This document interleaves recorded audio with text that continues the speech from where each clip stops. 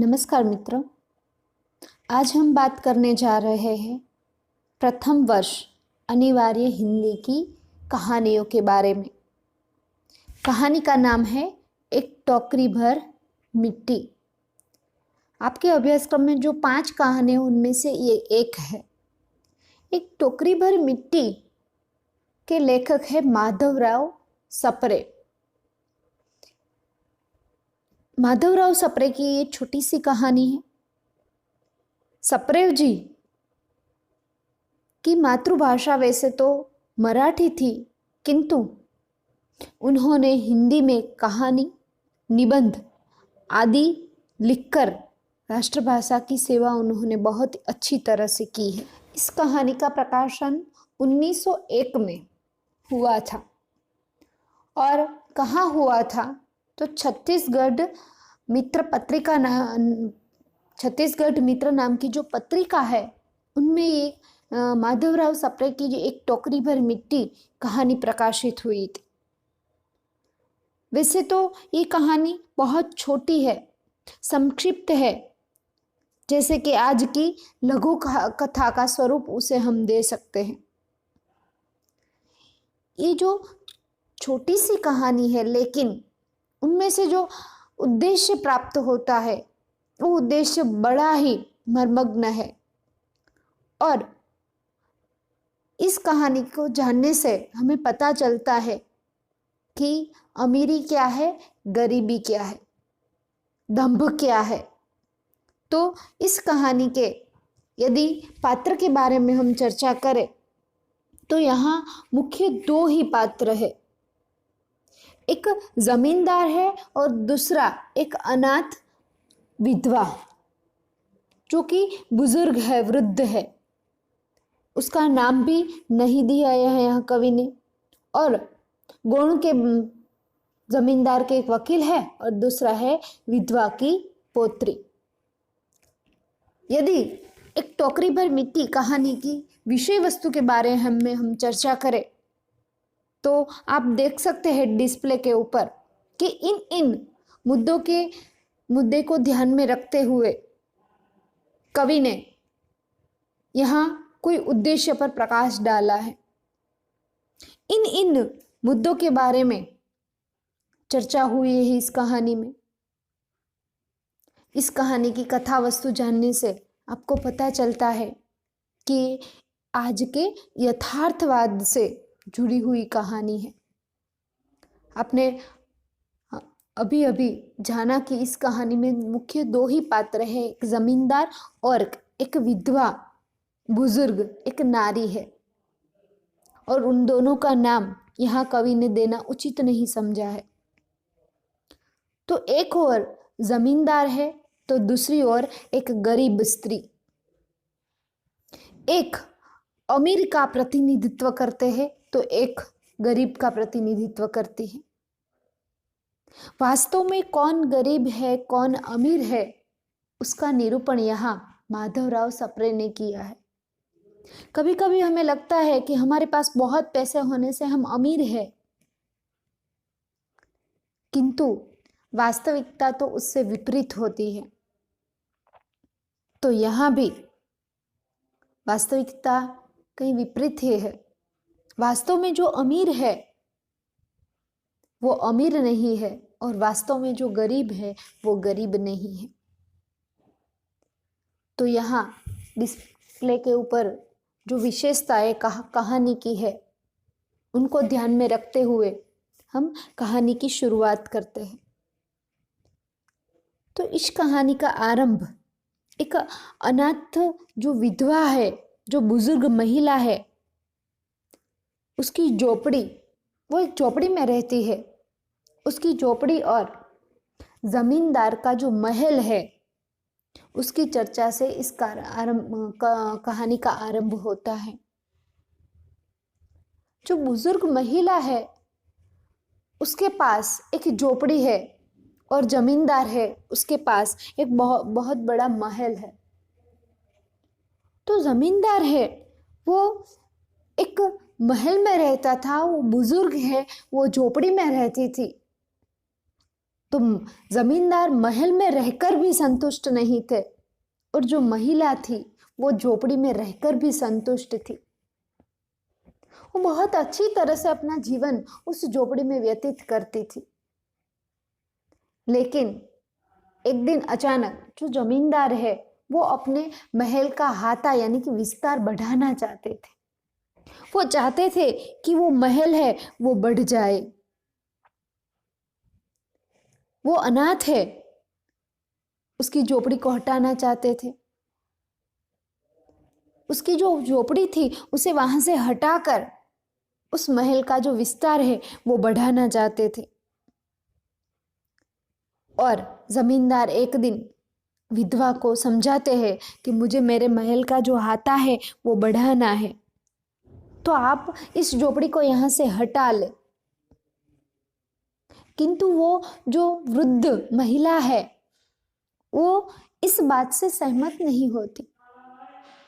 वो नहीं चाहती कि इस झोपड़ी को हटाया जाए, वो मना करती है। कितना जमींदार है उसे समझाता है लेकिन फिर भी वो मना ही करती जा रही है। क्यों?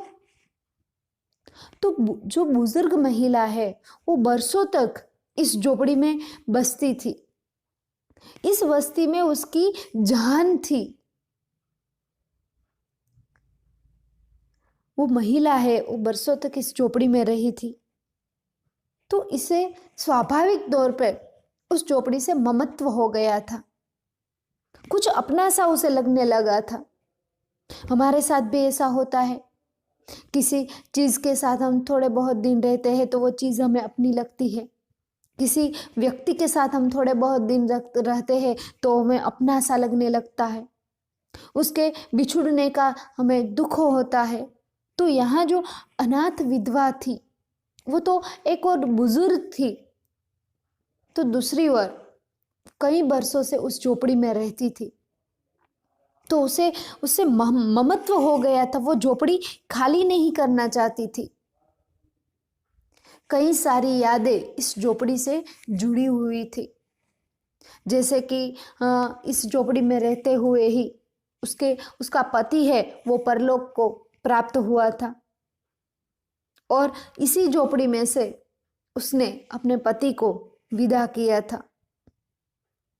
इसी झोपड़ी में उसने अपना पुत्र खोया था और कई घंटों तक इसी झोपड़ी में बैठे बैठे अपने पुत्र के लिए शोक मनाया था।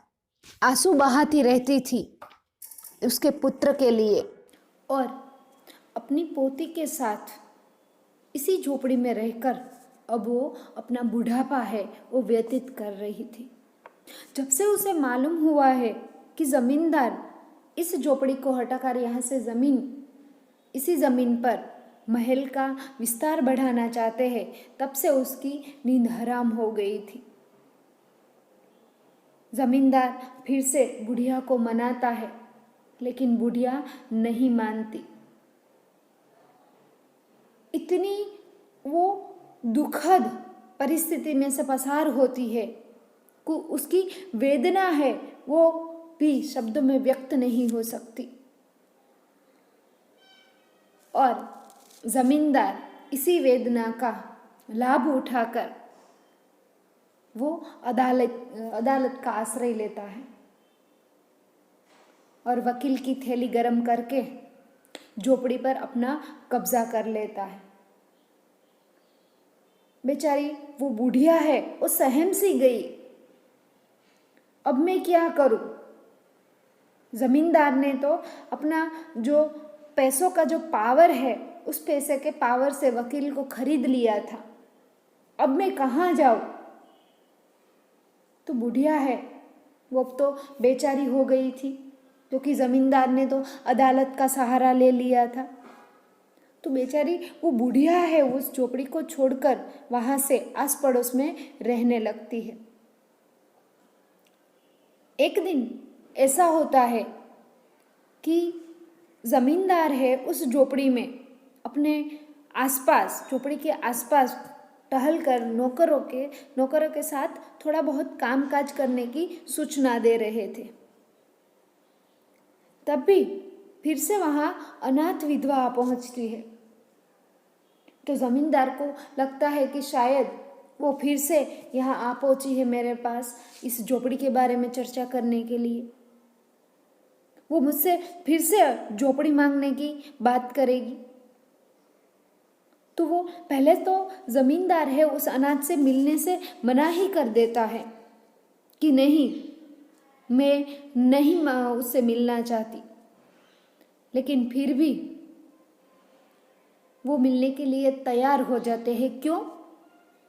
क्योंकि आक्रांत स्वर में जो महिला है उससे कहती है, महाराज आप चिंतित ना हो, मैं आपकी झोपड़ी लेने नहीं बल्कि एक टोकरी भर मिट्टी मांगने आई हूँ। मैं आपकी झोपड़ी लेने नहीं, लेकिन यहाँ की जो मिट्टी है उस मिट्टी को लेने के लिए मैं आई हूँ। जमींदार थोड़ी देर तो सहम सा जाता है कि मिट्टी का क्या करना है इसे, ये मिट्टी लेने क्यों आई है। तो जैसे ही चिंतित है वैसे ही महिला बोल उठती है कि साहब, जब से हम इस झोपड़ी को छोड़ के चले गए हैं तब से लेकर अब तक मेरी पोती ने कुछ खाना नहीं खाया, खाना पीना सब छोड़ दिया है। वो सिर्फ और सिर्फ इसी झोपड़ी में खाना चाहती है। तो मैंने सोचा कि मैं झोपड़ी में तो वापस रहने नहीं जा सकती, क्योंकि आपने वो झोपड़ी मेरे पास से ले ली है। तो अब क्या करें? तो मैंने अकेले अकेले बैठी, चिंता में बैठी सोच रही थी कि यदि उसने खाना पीना नहीं खाया तो मैंने अपना पति तो गवा दिया है, अपना पुत्र भी गवा दिया, लेकिन अपनी पोती को मैं नहीं गवा सकती। तो वो खाना खाए, इसीलिए मुझे कुछ न कुछ करना पड़ेगा। तो मैंने सोचा कि क्यों ना इस झोपड़ी की थोड़ी सी मिट्टी लेकर मैं यहाँ से जाऊँ और इसी का चूल्हा बनाकर उस पर मैं खाना पकाऊं और यही खाना मैं अपनी पोती को खिलाऊं, और उस रोटी को खुशी खुशी मेरी पोती खा लेगी, और शायद इसी रोटी से मेरी पोती की भूख मिट जाएगी। आप मुझे एक टोकरी भर मिट्टी ले जाने की आज्ञा दीजिए। पहले तो जमींदार को वो भी मंजूर नहीं था, लेकिन फिर उसे दया आ गई। वो मन में बाहर से कठोर था, लेकिन मन में उसे दया आती है और उन्हें कह देते हैं कि चलो ठीक है, ले जाओ यहाँ से। और फिर जाकर वो बुढ़िया है झोपड़ी के अंदर जाकर अश्रु बहाते बहाते रोते रोते टोकरी में मिट्टी भर लेती है। तब जमींदार है वो देखता रह जाता है कि एक मिट्टी को भरते समय उसकी आंखों में कितने आंसू हैं। लेकिन वो तो जमींदार था, अमीर था, वो भला क्या जाने कि आपके लिए, हमारे लिए झोपड़ी हो सकती है, लेकिन उस बुढ़िया के लिए तो ये झोपड़ी ही उसका पूरा जीवन थी। उस अनाथ ने, विधवा की वेदना है वो उसकी आंखों में स्पष्ट दिखाई देती थी जब वो टोकरी में मिट्टी भर रही थी। रोते रोते उसने टोकरी तो भर ली, लेकिन फिर वो टोकरी उससे उठाई नहीं जाती थी, क्योंकि वो वृद्ध थी। तो वो जमींदार से विनती करती है कि आप इस टोकरी को हाथ लगा दे तो मेरे सिर पर मैं धारण कर लूँ इसे। मैं आपसे प्रार्थना करती हूँ कि इस टोकरी को उठाने में मेरी मदद कीजिए। तो ये सुनकर तो जमींदार का जो अहम है वो जाग उठता है। पहले तो सबसे झुंझला जाता है, पर बाद में उसे लगता है कि चलो एक टोकरी उठाने की ही बात है, तो मैं टोकरी उठा देता हूँ, तो टोकरी यहाँ से उठ जाएगी और बुढ़िया भी यहाँ से चली जाएगी। जब जमींदार ने सोचा और टोकरी को हाथ में लगाने लगे तो उतने ही क्षणों में न जाने क्यों छोटी सी जो टोकरी मिट्टी की भरी थी वो अपने आप भारी हो गई। जमींदार भी आश्चर्य में लग जाता है कि ऐसे कैसे, इतनी छोटी टोकरी है वो मुझसे नहीं उठाई जाती। बहुत प्रयत्न करते हैं टोकरी उठाने का, अपनी पूरी ताकत उसमें लगा देते हैं, पर टोकरी अपनी जगह से एक हाथ भी ऊंची नहीं उठी।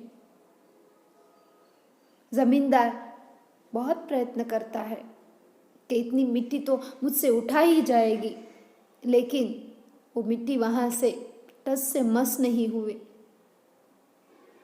आखिरकार वो लज्जित हो ही जाते हैं और बुढ़िया से कहते हैं कि नहीं, यह टोकरी हमसे न उठाई जाएगी, ये काम मुझसे नहीं होगा। तब बहुत ही आश्चर्य से विधवा देखती है और कहती है, महाराज, आपको नाराज होने की कोई आवश्यकता ही नहीं है, आप नाराज ना हो, किंतु एक बात याद रखिए, आपसे एक टोकरी भर मिट्टी नहीं उठाई जाती, और इस झोपड़ी में तो ऐसी हजारों टोकरियां मिट्टी की भरी पड़ी है, तो उसका भार इस जन्म में आप उठा पाएंगे? एक टोकरी आपसे तो उठाई नहीं जाती, और हजारों टोकरियों की तो बात ही क्या करना। उसका भार है आप जन्म भर भी क्यों कर उठा पाएंगे। अर्थात ये आपके बस की बात नहीं है। जैसे ही विधवा के ये शब्द सुनते हैं और जमींदार की आंखें खुल जाती है। वो कहता है, शायद ये बुढ़िया, ये वृद्ध महिला स्त्री सच ही कहती है कि मैं एक टोकरी का भार मैं नहीं उठा सकता, तो हजारों मिट्टी, जो हजारों टोकरियां भर के यहाँ मिट्टी है, उसका भार मैं जीवन भर कैसे उठा पाऊंगा। अर्थात जो काम करने के लिए जो बना है वही उस काम को कर सकता है। जमींदार मिट्टी नहीं उठा सकता, उसमें सक्षमता ही नहीं है उतनी, और उसकी आंखें हैं वो खुल जाती है और बुढ़िया को अपनी झोपड़ी उसे वापस दे देते हैं। यहाँ है कहानी पूरी हो जाती है। तो हमें इस कहानी से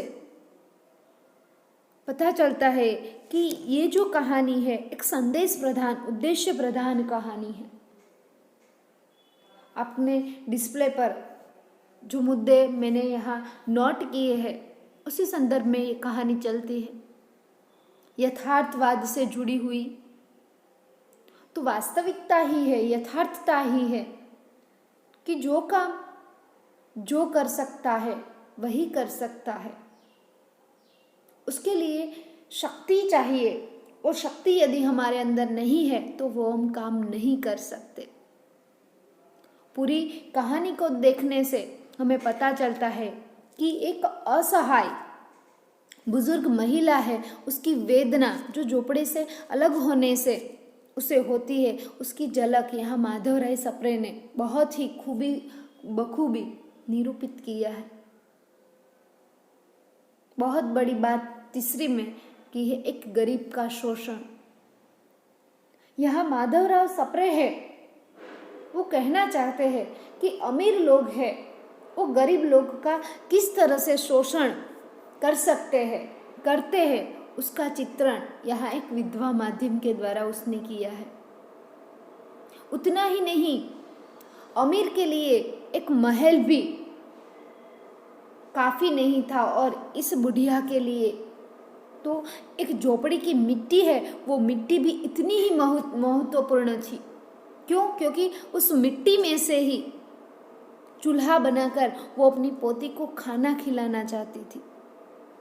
तो अपनी मिट्टी से उतना ही प्रेम करना चाहिए, जितना गरीब करता है उतना ही अमीर को भी उतना ही मिट्टी से प्रेम करना चाहिए। जमींदार के रूप में अहंकार और स्वार्थ।